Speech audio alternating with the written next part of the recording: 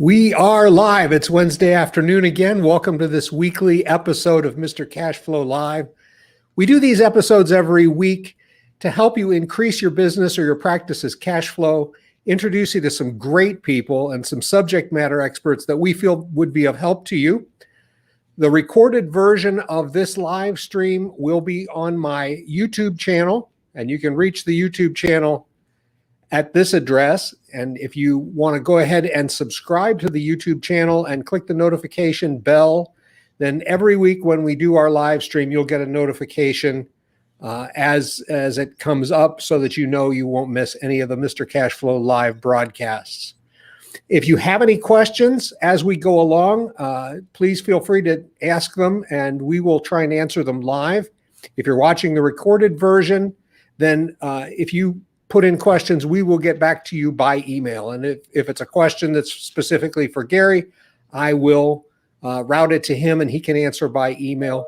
I am thrilled that my guest today is Gary Salman, CEO of Black Talon Security.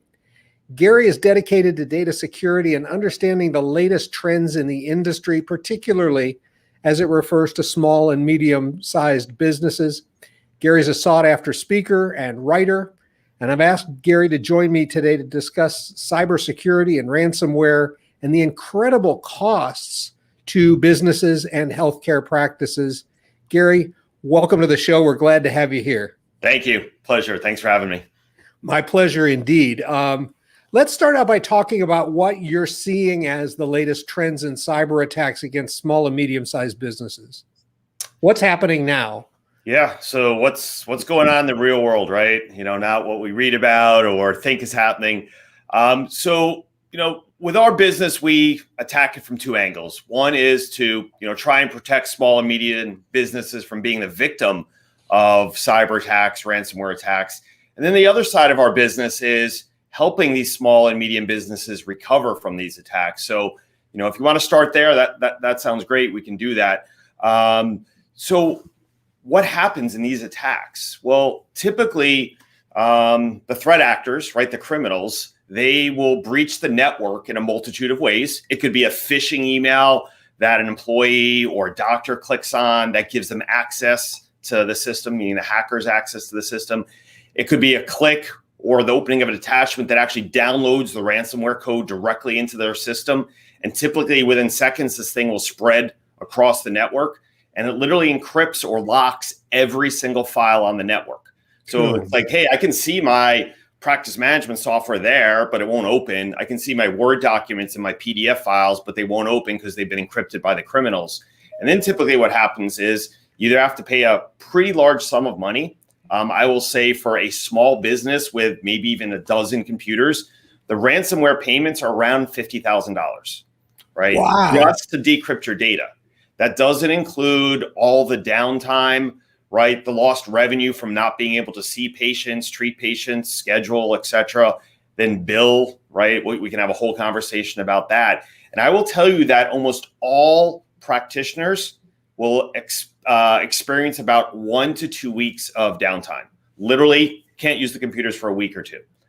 That's how damaging these attacks are. This isn't like what was going on even just a couple of years ago where the hackers would take out one server or one workstation. They literally knock out every single device on the network is gone and they have to be rebuilt from scratch. It's as if you walk into your office and there's no computers there anymore. That's how devastating these events are. Yeah, there are rare circumstances where they'll just get one machine or they'll just get the server. But even in that event, it's troubling. Absolutely. Yeah. The other big trend we're seeing, and we're working on 4 cases right now where this is the exact scenario. The hackers breach the networks typically 3 weeks prior to the IT company identifying the attack or the doctor or practice identifying the attack. And what they do is they basically surveil the network. They understand the types of programs you're running, where the data is being stored, how you're backing up. They run tools to steal your usernames and passwords to get into all your cloud technology. And then what they do is, especially for the cloud technology, they get into the backups and destroy the backups. Without you ever knowing that they're there. without ever knowing, right? Antivirus software is not going to tell you that they're there. The firewall's most likely not going to tell you that these criminals are in your system. So what they do is they destroy all the backups, and then they hit the practice with ransomware. And that's when the practice says, whoa, hold on, we got a problem, right? Our computers don't work. And then typically the IT company or the managed service provider remotes in, and they're like, doctor, you got a major problem. You got hit with a ransomware attack. No problem though, right? We'll go and get your data from the cloud. We got you.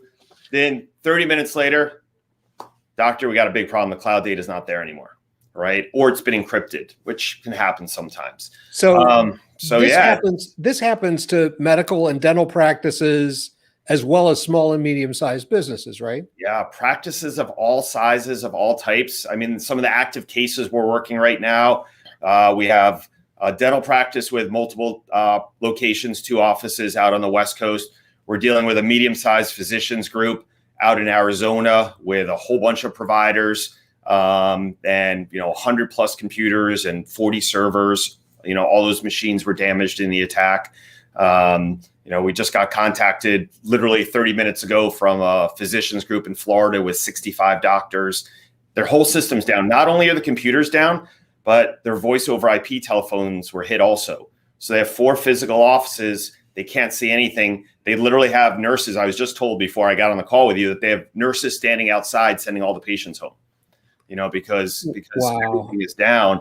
And that's what the hackers are doing now. They're going big, right? Because they know if they go big, they're most likely going to solicit the payment from the practice because they have no choice, right? They're forced into their hand is being forced. And even if they do have a viable backup, some practitioners will say, look, I'm going to pay the 50 grand because it's going to take much longer to recover all my backups than it will for you guys to get my system back up and running. And they've got to be able to see patients and be up and running at the same time. Is there anybody who could legitimately say, my business, my practice, it's too small, I'll never be a target? Never seen that before. I've seen practices with 3 or 4 computers, right, and a single doctor get hit. And I've seen, large facilities with, many locations. We're working on a case right now that has 12. They're a physicians group. 12 offices got hit all throughout Tennessee and North Carolina, and the threat actors want $1.7 million to unlock their patient data, and they're still down, right? Because they can't come up with the money. So, I would argue that the small and medium-sized practices are more of a target and an easier target because they're not putting the proper controls in place to protect themselves. The hackers don't care. In fact, if you think about it from a business standpoint, the criminals would say, you know what, I could take out 10 small practices, walk away with $500,000, or I could spend weeks trying to get into a large hospital system and walk away with a couple mil. It's not worth their time and effort in many cases.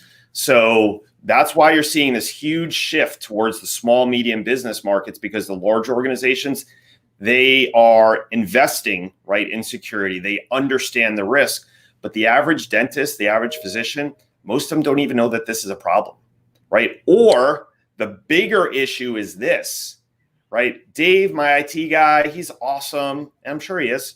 He's got me protected, okay? And then they turn around and get hit with ransomware and they're like, whoa, Dave, hold on. We've been friends for 20 years. You've protected me. How come all of a sudden I got hit, right? And what's happening is these IT companies don't really understand the types of threats that are out there. They don't do this all day long, and they're not understanding the capabilities of their tools, right? They think that, hey, we have a state-of-the-art firewall. We have the best antivirus software on this doctor's network. He or she, they're fine, right? We never have to worry about it. And then they get hit. I think the best analogy that I can give actually comes from the healthcare space, right? Whether it's dental or medical, we have generalists and we have specialists, right? There's a general dentist and there's an orthodontist oral surgeon. In medicine, there's an internist or a GP, and there's a cardiologist or a dermatologist. They're both doctors. They both play a very critical role in patient care, but they're trained differently and they handle different things. The same thing applies in the IT world. The generalists are the IT companies, and they keep these networks up and running. They help the doctors when they go down. They provide new equipment. but they're not specialists in cybersecurity. They don't have the same tools and training, and they don't live this 7 days a week and understand how these criminals are breaking in, and they can't provide the proper defense mechanisms to beat them. And that's what this is. It's getting to the point then where if I have a small, medium-sized business, or I have a medical or dental practice, I need an IT company, but I also need a cybersecurity company. Yeah, that's where we are, right? Because if you look at the large businesses, that's what they do, right? And they've been doing it for 10, 15 years. But this is now trickling down to the medium and then the small businesses, because your entire operation typically, especially in healthcare, runs off those computers. The second those computers are down, even for an hour or two, the chaos it creates, right? So imagine that being a week or two. But yeah, we work with hundreds of IT companies across the US, as a team, right? We partner up with these IT companies and the practice to provide the best solution. And the really good IT companies across the United States that are working with these small and medium practices, they will say, look, we're really good at IT. We do suggest you bring in a cyber firm, right? And we'll all hold hands and work together to try and protect you. That's just kind of sense. Yeah, I mean, that's the best way, right? Nothing is 100%, right? We'll never guarantee that a client won't be hit. Knock on wood, it hasn't happened yet, but it provides a significant advantage, right? If you can put up formidable defenses, the hackers just move on, right? It's kind of like the animal world, right? The lion takes out the weakest prey, not the strongest typically, and that's the hackers operate in the same modality, right? They're the car thieves looking for a car that's unlocked. That's literally my analogy I give all the time. I talk about when I lecture, I talk about the doctor pulling into a parking lot, right, and parking, right, getting out of the car while on the cell phone, slamming her door, forgetting to lock it. Then a criminal kind of walks up and down the aisles of the parking lot, pulling on all the handles of the doors, and they open up her car, sit in the car seat. What do they immediately do? Open the glove compartment. Oh, check it out, the registration. Oh, that's interesting. I got her address now. Let me take the remote control off the sun visor. Let me go through the center console. Oh, check it out. Set of keys. I bet this opens the front door. Conceptually, that's what the hackers do, right? What the doctors don't want to believe, or they just may not know because they're great at being doctors, but most are not very technical, and that's fine, right? I'm not a doctor, but I'm very technical, so it works both ways. They're not realizing that the hackers are constantly knocking on their doors, right? A good hacking group can scan millions of IP addresses in minutes. That's how effective they are. Wow. So I was about a year ago, I was talking to a very well-known general dentist, and he lectures across the country on compliance and things like that. And I was sitting in his office a little before COVID, and he's like, I don't believe that someone's going to target me specifically. I said, okay. I said, all right, so here's the deal. I can go out and buy email lists, probably majority of the dentists in the country. Cost me $1,000, maybe more. Email out phishing emails to 100,000 dentists.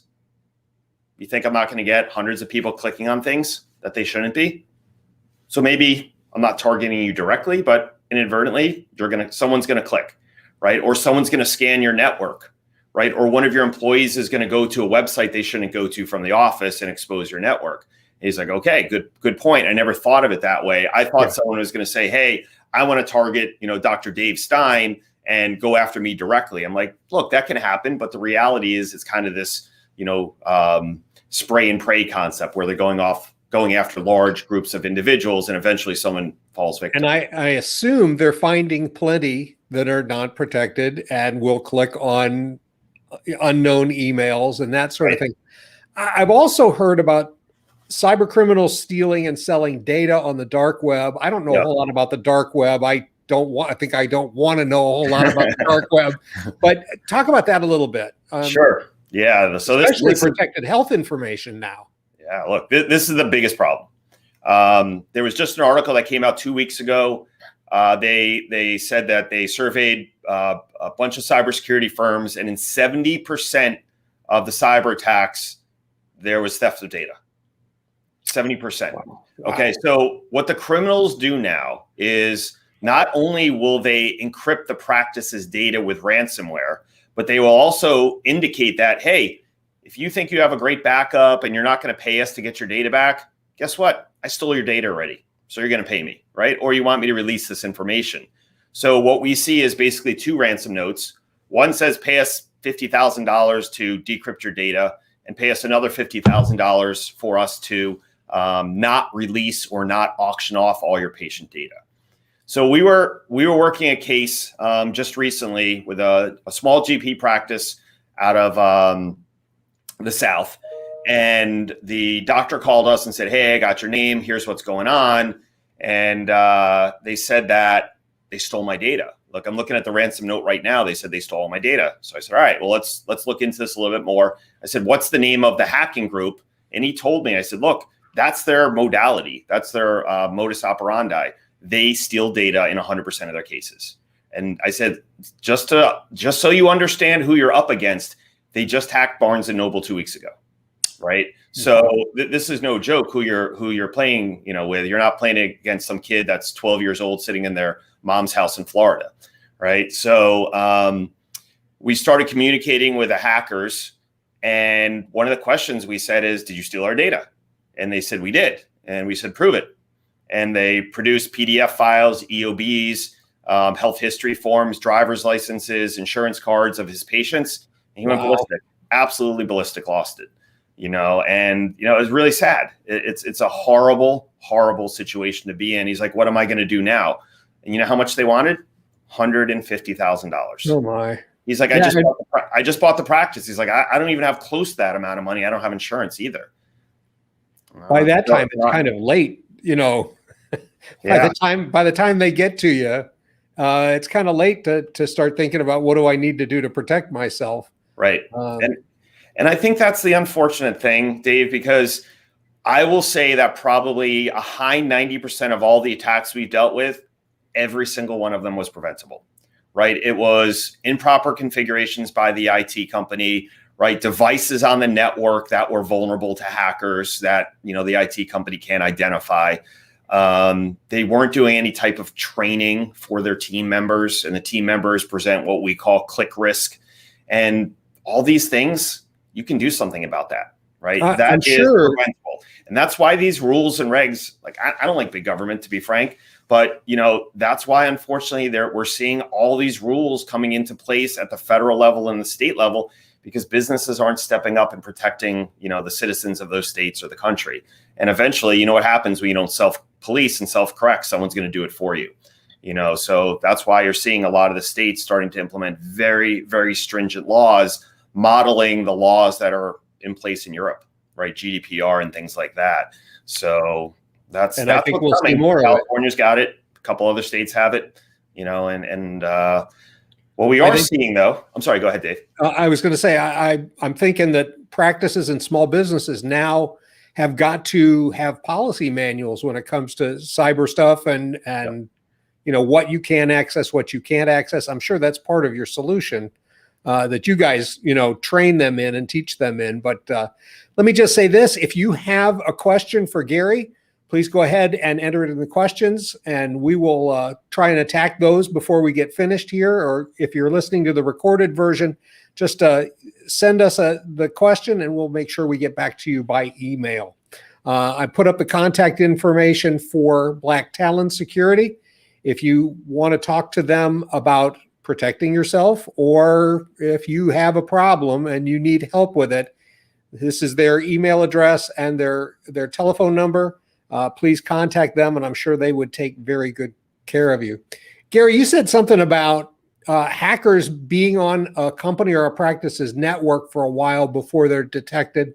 Right. How long do they usually hang out? I guess it depends on the size, but how long do they usually hang out, and what are they looking for specifically? Right. So I think there's two types of attacks that we see. There's kind of like what we call the hand grenade attack, where they just get in, right? Their code runs and the attack's, executed in minutes. Typically someone downloads something, through a malicious link. Then there's other attacks where they persist for weeks. And I don't think there's any correlation between the size of the organization, but the persistence is there for them to gain intelligence, right? Where the backup's stored, What type of software do they use? Are they logging into cloud technologies? Can I gain access to the cloud technologies to make this even worse? So I would say on average, based on our investigations, especially in the smaller businesses, it's about 3 weeks, right? They go completely undetected. And what we often see, Dave, which is even crazier, is the hackers will deploy multiple, at least one, but sometimes multiple screen sharing applications. So not only do they have access to the system, but they install the screen sharing application. So Stacy or John sitting at the front desk, accessing patient records, scheduling EOBs, logging into insurance companies. The hackers just sit back and watch all of that in real time. And then when we get in there, we'll say, hey, do you use the screen sharing application? No, I don't use it. All right, does your IT vendor use it? Nope. And then once we start digging into it, we're like, all right, this was installed 3 weeks ago. It's kind of the telltale. It's the fingerprint of an attack. It's not a good situation, right? Because now you have a most likely event that triggers a reportable incident, right? Now, you're not saying that screen sharing applications are inherently bad, right? I am not. I'm saying that screen sharing applications are incredible, right? Because it allows us I screen share with my clients every day. No, but they have to be configured properly, right? And that's a whole other discussion. But the criminals use it also, right? Because they understand the power of these tools. Think about what you can do with your screen sharing application. You can watch what someone's doing. You can log in on demand almost any time, depending on how it's configured. You can upload, you can download, right? These tools are common tools. And guess what? They go right through the firewall. The firewall's like, oh, I know you. You're a good program. No problem. I know what that's for. Yeah. So not necessarily. Yeah. So this is the problem. Everyone's like, oh, it's going to be some crazy piece of malicious code and my firewall is going to block it and my antivirus is going to catch it. Sometimes yes, sometimes no. And that's the challenge we see. I was on a briefing about 3 months ago with a obviously very well-known government agency. I was sitting on a panel on healthcare with a couple of these agents, and one of the head agents said something that clicked in my brain. I'm like, that's the problem. He said that the IT companies are selling these security tools and they don't understand their capability, or they're overselling them, right? So the average doctor's like, oh, I just spent $1,000 on my firewall. I'm untouchable because my IT company said so. And maybe the vendor that sold them that said, hey, this thing's ransomware proof, right? So the company tells the vendor that, or the IT company that information is distributed down to the doctor. And the doctor's like, yeah, sounds great. I'm just a doctor. I'm going back to surgery. All good. And that's a problem. So case in point, we did a pretty large breach against an IT company this past, almost a year ago now. So past April. And the hackers broke into the IT company and they used the IT company's computers to attack 100 of their healthcare clients. So they used their remote tool, kind of like a remote access tool, gained access to every single one of their computers and servers and launched the attack in hours. And when these practices started calling us, they're like, hey, I have this $2,500 backup device sitting on my floor. I was told it's ransomware proof, so all my data should be there. Like, okay, that sounds good to us. Let's go check it out. So we start logging into these practices and we're like, they're all blank. There's nothing there. It's like literally they just took it out of the box. And they were like, well, how's that possible? So we started digging into it and we realized that the hackers actually got into the network 3 weeks prior and they erased every single healthcare provider's backup drive. So about 2 months later, this company, well-known company, publicly came out and admitted that they had a vulnerability in their backup device that allowed hackers to get in. Now, here's the funny part. Technically, the way these devices were built, they were very immune to ransomware, right? They were built on Unix. There's very few variants of ransomware that work on Unix or Linux. So one could argue, hey, that device can't get hit with ransomware, doctor, you're safe. But no one said, what happens if they gain access to their device and erase the device? And that's the challenge here, right? We're relying on this one magic pill or two magic pills to keep us safe. And you got to understand, these criminals are really, really smart, right? They are very tech savvy. They have very sophisticated tools, and you're up against an element that is generating hundreds of billions of dollars a year, right? There was an article that came out that said that hackers did approximately $900 billion worth of damage to businesses in 2020. It's the Amazon of the underworld. Yeah. I mean, just conceptualize like one practice, what they pay out, $50,000, $75,000, then multiply that by thousands of small healthcare practices. Then think about the hospitals and the larger physicians groups, and then just regular businesses. There's one group that attacks a lot of healthcare entities. They did some significant damage in the dental space last year. And they publicly came out on Bleeping Computer, which is a pretty well-known website, and said, hey, we did $500 million in ransomware payments last year. 500 mil. That's just one group. You know that my work is with companies, medical and dental practices on building their cash flow. Right. This is a huge issue for cash flow. So let's talk about, what does it cost to prevent in general, and what does it cost if you don't? Yeah. Okay. So let's work the numbers backwards. If you are a single healthcare provider with, say, a dozen computers, which is about average, it's going to cost you about $100,000. All right. So if you think the average ransomware payment's about $50,000, then you have fees from a company like ours. Then you have legal fees. It easily exceeds 100. That doesn't really even include all the lost revenue from saying, sorry, patients can't see you for the next 2 weeks. Yeah.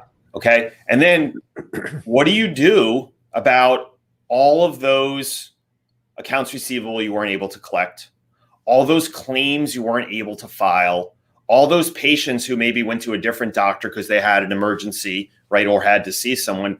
It's hard to put a price tag on that. Absolutely. But probably double the number. Yeah, I get it. You'll eventually get the accounts receivable back, but your bills keep coming. The staff needs to get paid. The doctors need to get paid. It's all about cash flow, baby. Yes. It's a really, this thing grows legs so quickly.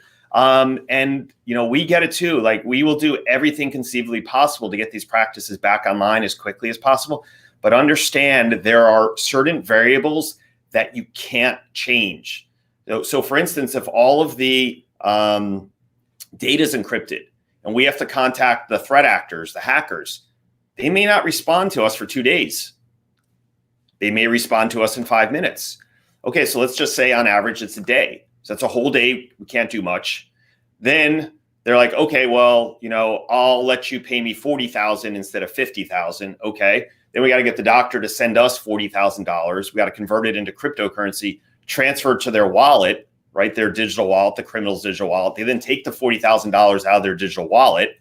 And then they're like, heck with you guys. I'll give you your keys tomorrow, right? All right. So now you have 2 or 3 days that have passed. Then we got to take the keys, right? It's a tool. We have to run special tests on it to make sure the hackers aren't, having us install more malicious code. Then guess what? We got to start the decryption process. We've had practices where a server decrypts in a couple hours. We've had practices where a server is churning for 7 days before the data is decrypted. All right. So you could be down for 3 weeks. We had a GP practice in the Denver area.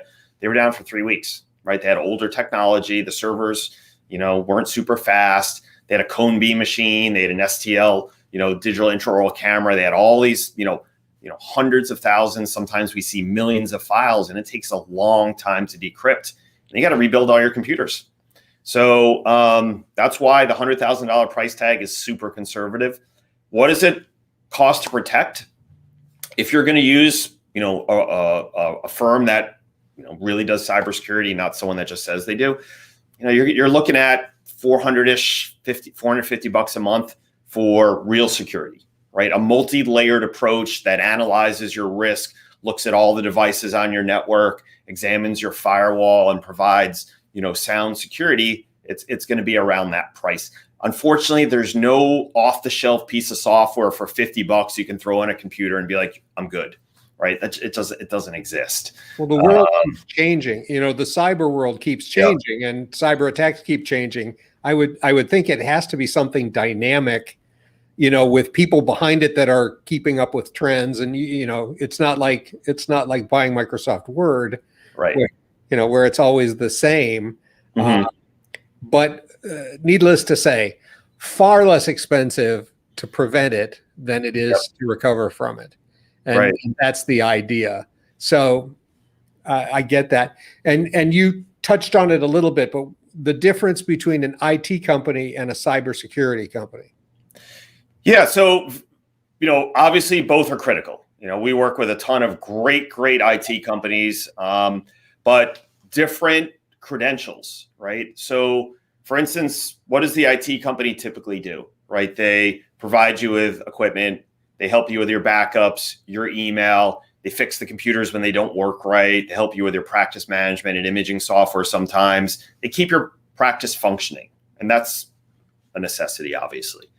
Cybersecurity firms typically don't do any IT work. Like our firm, we don't do anything IT related. We don't sell firewalls. We don't sell antivirus software. We're simply subject matter experts that are credentialed, right? Our guys go through a very, very tough credentialing program to get the initials behind their names, right? Some of these credentials, you have to work in the security world for 10 years before you can even sit for this exam. And just like, in the medical space, like I said before, there's difference between a cardiologist and a GP or an orthodontist and a general dentist. Both obviously play a critical role. So I think it's really important for folks to understand that, because what we see a lot of the doctors unfortunately do is they say, you know what, I've been hearing that I need cybersecurity. They go back to Dave, their IT guy, doc, and Dave's like, got you covered, doc. Don't worry about it. We got you. We've worked great together for 10 years, right? Don't worry about it. Yeah. It doesn't quite work out that way, right? That's why companies, medium and large businesses, they have full-time security staff that are completely different than the IT staff. It's just a completely different set of skill sets, right? Fixing a computer and understanding how to keep it running is very different than understanding how to secure these computers and understanding how they're actually vulnerable. So let me give you a good example. We get into this argument all the time with IT companies. They're like, well, if this firewall is locked down, how are they going to break into their office? I don't understand this. But there's devices on the networks that are vulnerable, right? A printer can be hacked and can be used to launch an attack against the server. And you show the IT vendor how that's possible, and they're like, well, I had no idea that could even happen, right? So here's the problem, though. They're communicating that same message back to the doctors. And because the doctors look at them as a quote unquote subject matter expert, it's fine. And you know how it works. When you hear what you want to hear, unfortunately, you're good with it. And I think that's the message that you and I are trying to get out there is like, doctors, you have to think differently, right? This is your entire livelihood, everything you've worked for on the line here. This is your reputation nowadays, right? No one wants to have their health history forms and photographs and things like that exposed. And that's what the criminals are doing, right? I don't think we totally answered the question about the dark web, but that's what these criminals do. They steal this data, and if you don't pay them, they publish it on the dark web. But here's what's even worse. After they take the data, they will put it on their shaming site. That's literally what they call it, a shaming site on the dark web. And anyone can go to these websites if you know what you're doing. And what they do is they take the dentist or the physician's data and they publish between 1 and 10% of the data. So I do it all the time. Almost every day I go to these shaming sites and I find healthcare entities that have their data published. And you know what I find? Health history forms, x-rays, photographs, driver's licenses, EOBs. Do you think they take a little black box and cover up the patient's name? Of course not, right? But what they're doing is they're saying, hey, you want to mess with us? Let's play, right? You don't think I'm serious? Here's a little link. You can click on it on using a special browser, and you're going to see your patient records there. Then get back to me, and let's talk after that. Wow. And that's none of this is even talking about the potential fallout from the HIPAA violations that result as a result of all of this, right, which is huge too. Those fines are magnificently high, and so HIPAA compliance is not enough. And I can't talk with any of my clients about cash flow without talking about protecting yourself from HIPAA violations, protecting yourself from cybersecurity. And I guess I've been guilty of not spending enough time impressing on them the need for cybersecurity. I mean, I'm glad you and I know each other, Gary. I'm glad I have your phone number, because I have to get, and I'm not a subject matter expert in that. I've got my own areas where I specialize, but I also value very much knowing somebody who I can send my doctors to that I know are going to take good care of them, and all the businesses that I work with. And so I appreciate that very much. Any last thoughts you want to give? Yeah. I think one thing I try and share with anyone I speak to is take a few minutes and critically think about what an event like this would mean to your practice. And through all the knowledge that you and I are trying to give them, then make a decision. Say, you know what? I'll assume the risk. I'm good. Or say, you know what? If I close my doors for 2 weeks, right, this costs me 6 figures, right? I have a reputational situation that I'm going to have to deal with for months or years after this. I'm going to have patients leaving, right? What's that worth to me, right? Your whole business is about cash flow. So I think it's very interesting how similar, our businesses are in terms of what we're trying to do for these individuals is protect them. Yep. Right. You're looking at it from a financial standpoint. I'm looking at it from a technology/financial standpoint. Sit back and kind of critically think about this and understand that there is a very big difference between the level of protection that the IT vendors can bring versus cyber. And I think a lot of the doctors get stuck in that loop and just kind of basically say, I think I'm okay. What we saw in a lot of these attacks, these regional attacks like Washington, D.C. and Denver and Dallas and Memphis over the last couple months and year, is there's this 1 degree of separation where a doctor's like, oh my God, the doctor right next door, she just got hit. I don't want this to happen to me. I know what they're going through. And I think that's almost, the catalyst for them saying, okay, this got really close to home, right? Why was it that office and not my office? And I think the doctors really need to critically think about this and budget for it. It is part of doing business. It's unfortunate, right? We absolutely hate seeing what we see, but the flip side is we love trying to prevent this stuff, absolutely. Right? And there is so much money by these criminals, or so much money being made by these criminals right now. This is not a problem that is ever going to go away. I just don't see it. I mean, the whole world is cyber right now, right? Everything. We saw the SolarWinds attack recently where they hit 18,000 businesses and government agencies, over 40 government agencies. This is a big problem, and business owners and doctors need to sit down and really think this stuff through and understand the risk that they're taking by not doing anything. Absolutely. The city of Atlanta was shut down for quite a while. Yeah, you remember that? In a major cyber attack. So it can happen, and it can happen to you. Gary, thanks so much for joining me today. We may have to do some follow-ups to this because the world is constantly changing. And we will be in touch, but I'm thoroughly glad that you joined me today. And if I get any questions for you, I will be happy to pass them along. Sounds wonderful. Thank you for the opportunity. Good luck, everyone. Hey, join me next Wednesday at 4 p.m. Eastern when my guest will be Perry Olenich from All Merchant Funding. We're going to be talking about ways that you can get funding for your business or your medical and dental practice and add to your cash flow quickly when you need it for expansion or technology or whatever, when the banks aren't willing to loan you money. And we're going to talk about the benefits of merchant funding just as well. As always, I'm David Weiner, Mr. Cashflow from Cashflow Strategies Incorporated. After all, it is your money. Keep more of it.